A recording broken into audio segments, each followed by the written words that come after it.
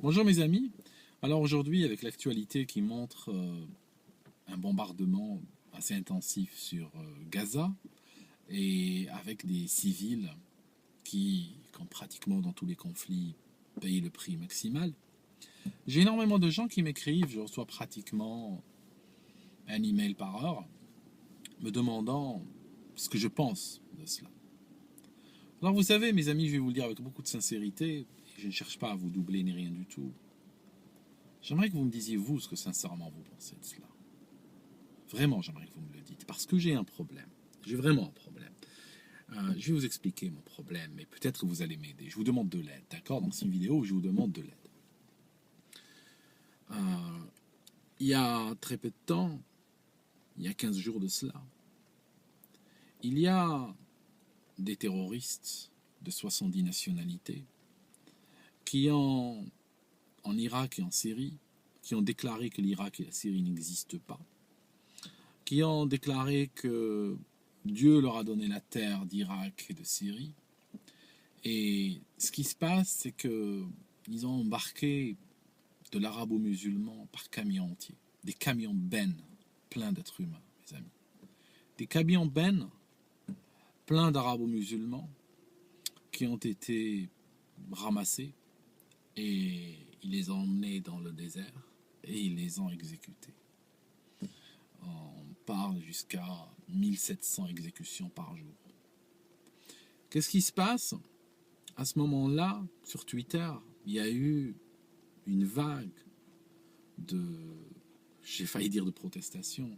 En fait, il y a eu une vague de soutien pour ces terroristes-là. Ils ont reçu, les gens leur faisaient des dessins, les gens se photographiaient partout avec leur passeport, avec leur photographiés en Europe, partout.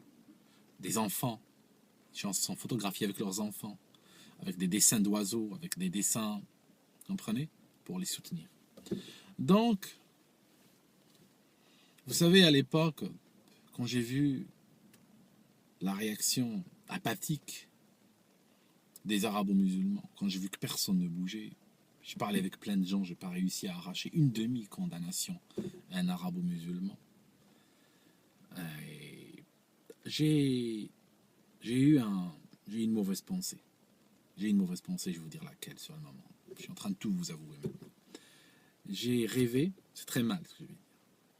J'ai rêvé que les Israéliens remplissent un camion d'arabo-musulmans et aillent les exécuter sur un terrain vague en levant le drapeau d'Israël et en mettant la chose en ligne, en mettant la vidéo en ligne. Pourquoi j'ai rêvé qu'ils fassent ça? Je sais qu'ils ne le feront pas, ce n'est pas leur genre. Il n'y a qu'un arabo-musulman pour faire ça, vous avez bien compris. Un autre arabo-musulman. J'ai rêvé qu'ils fassent ça parce que je me suis dit, ils nous rendraient service. Parce que probablement ça réveillerait les consciences des peuples arabes. Ça leur permettrait de voir que mettre des gens dans des camions et aller les exécuter dans un terrain vague est mal. Mais malheureusement, du moment que c'est fait avec sous la bannière d'Allah, on peut tout rendre bien. On a même un imam saoudien qui a dit qu'ils peuvent même coucher avec les muharramat, ça signifie leur mère ou leur sœur s'ils ne trouvent pas d'autres musulmanes à violer, qu'ils peuvent coucher avec leur sœur, ces terroristes. On est en train d'aller vers des niveaux, mes amis, que personne dans l'humanité n'a atteint. Et donc, je n'ai pas reçu, à cette époque-là, je n'ai pas reçu d'email d'arabo-musulmans inquiets, outrés, choqués, ou quoi que ce soit. Et donc, soudainement, maintenant, tout à coup, quand les Israéliens sont en train de bombarder Gaza, soudainement, vous avez un problème. Alors, j'ai envie de vous poser la question. Sincèrement, je vous pose la question. Je vais vous dire, je m'en fiche des formes aujourd'hui, je vais vous la poser directement. Telle que je la pense, telle qu'elle vient dans ma tête, je vous la pense. Mais je pense que vous l'avez déjà prévu, cette question-là. Est-ce que vous êtes, en général, contre qu'on tue des arabo-musulmans? Moi, je suis contre. Je vous réponds. Moi, je vous donne ma réponse. Je suis contre.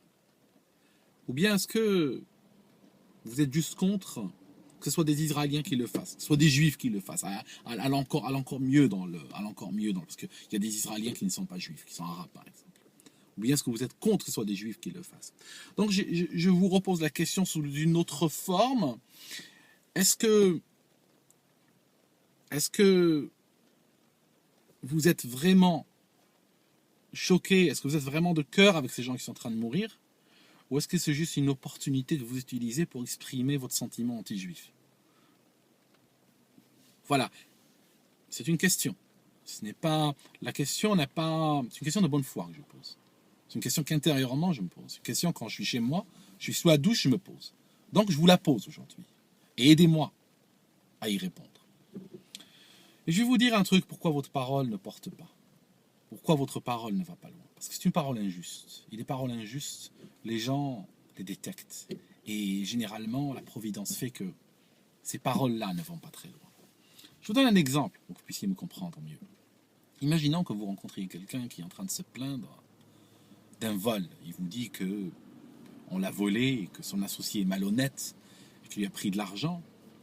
Et vous pouvez avoir l'impression, dans un premier temps, qu'il est en train de défendre l'honnêteté. C'est quelqu'un, c'est un homme de valeur et qui s'élève contre la malhonnêteté. Mais si vous allez au fond de l'histoire et que vous découvrez que lui et son complice ont truandé des gens et ont volé de l'argent, puis le complice a disparu avec le magot, vous regardez la chose d'une autre perspective, parce que vous allez comprendre que la personne en question est dans une logique de voyou, la personne d'une rationnelle de voyou. La personne n'est pas en train de défendre l'honnêteté dans l'absolu, mais en fait, la personne est foncièrement malhonnête, juste elle n'aimerait pas que les gens la truandent, mais elle est tout à fait d'accord de truander les autres. Vous comprenez? Et cette parole, c'est une parole injuste, et elle ne va pas très loin.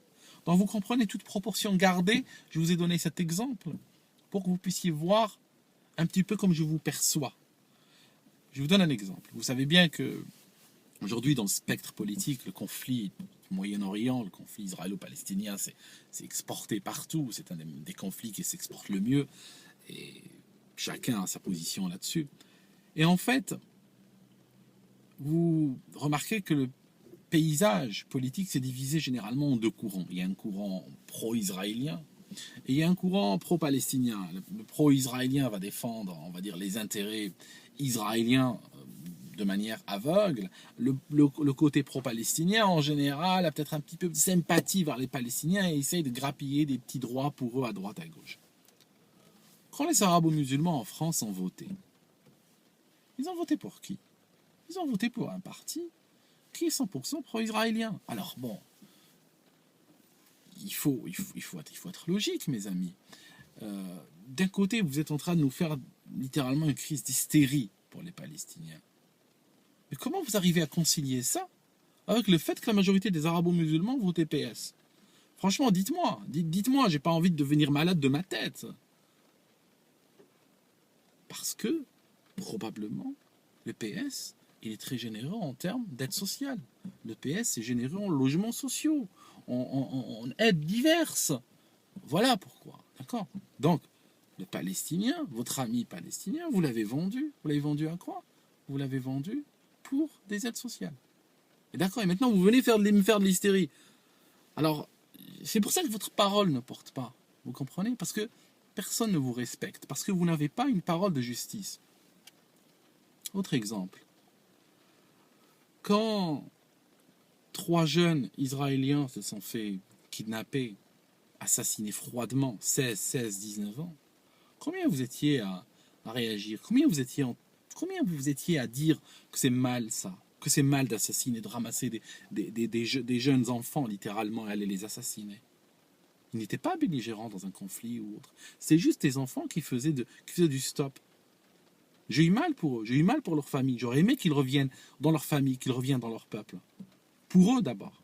Mais aussi parce que je ne voulais pas que ceux-ci mettent cette région encore dans une logique de mort, dans une logique de vengeance.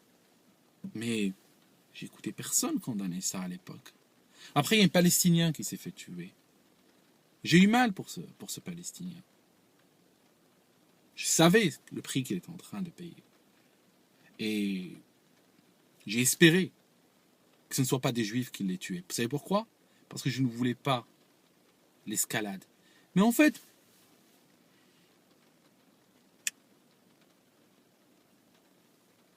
les mots, vous savez, les mots m'échappent. J'ai l'impression de dire quelque chose d'extrêmement évident, mais je parle souvent à des gens qui sont au bord de l'hystérie. Ça signifie qu'ils sont en train de parler avec le sentiment, qui n'arrivent pas à aller au-delà de cela. Et qui me tiennent un discours complètement illogique. Mais on n'est pas cela près, vous savez. Quand vous êtes en train, je vous donne notre exemple, hein, juste pour la route, celui-là, juste avant de partir, vous gueulez contre la France. Colonialisme, ils nous ont colonisés, ils nous ont colonisés. D'accord, ok, ils nous ont colonisés. Quand ils sont arrivés en 1830, c'est qui a signé la reddition d'Alger? C'est qui gouvernait l'Algérie à l'époque, en 1830? Hossein Bey. Hossein Bey, il y a une commune qui porte son nom à Alger aujourd'hui, tellement on le respecte, tellement on l'aime ce gars. Hein, la commune de Hossein Bey, 16 040. Code postal. Hossein Bey, il est né où, à votre avis? Hossein Bey, il est né en Turquie. Hossein Bey, c'était pas un Algérien, c'était un Turc. Et vous savez ce qu'il a fait quand il a signé la reddition avec les Français? Il leur a dit, j'aimerais bien aller vivre en France. Il a demandé l'asile en France. Et sa demande a été transmise au roi de France qui a refusé. Et finalement, qu'est-ce qu'ils ont fait? Il a demandé à un des capitaines des bateaux, il y avait encore un petit peu d'esprit chevaleresque à l'époque, il a dit, tu peux pas me déposer en Italie. Et il a pris lui, son harem, ses femmes, ses enfants, ses biens et tout, ses meubles, et ils l'ont déposé en Italie où il a fini sa vie, il est mort. Alors, je veux dire, expliquez-moi, quand vous parlez contre le colonialisme, est-ce que vous êtes contre le colonialisme dans l'absolu, ou bien si vous êtes colonisé par les Turcs, c'est bien? Vous comprenez? C'est bien d'être colonisé par les Turcs. Hein. Quand c'est un musulman qui te marche dessus, c'est bien. Mais quand c'est un Français, c'est pas bien. Explique-moi. Tu comprends? Moi, je suis contre le colonialisme dans l'absolu.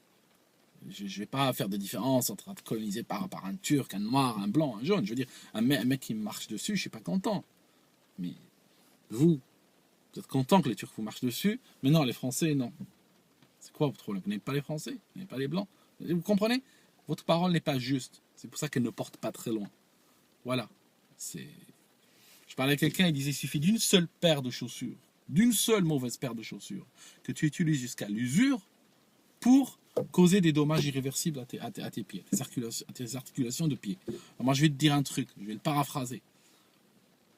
Il suffit d'une seule contradiction dans ta tête pour que ça t'éclate la tête. Vous savez, mes amis, je vous comprends, je vous parle comme ça, mais je vous comprends. On nous a fait manger de la poubelle. Vous savez, moi j'ai mangé de la poubelle. Allez, je vais vous le dire. J'étais gamin, c'est vrai qu'on s'est bien occupé de moi. On m'a donné de la bonne nourriture, on m'a bien soigné. Mais ma société, intellectuellement parlant et spirituellement parlant, elle m'a donné autant de poubelles qu'on a fourni de coke dans les chaudières de Titanic avant qu'il ne coule. Voilà, c'est ça. De la poubelle, mes amis. C'est pour ça qu'aujourd'hui, je suis en train de revoir, minute par minute, point par point, tout ce qu'on m'a raconté depuis que j'étais tout petit. Depuis que j'ai appris le langage des hommes. Voilà. Et vraiment, je vous invite à le faire. Parce que vous êtes névrosé. Vous savez, c'est pour ça que vous vous réfugiez dans l'hystérie. Parce que quand il s'agit d'un discours intellectuel, vous n'arrivez pas. Vous bloquez tout de suite. Parce que avec toutes les contradictions, toute la poubelle qu'il y a dans la tête, on ne peut pas avancer. J'ai dû évacuer la poubelle, moi. Je peux vous dire que... J'ai même pas fini, d'ailleurs. J'ai même pas fini. Je suis en chemin. Et puis, on espère que la paix régnera pour tout le monde, vous savez.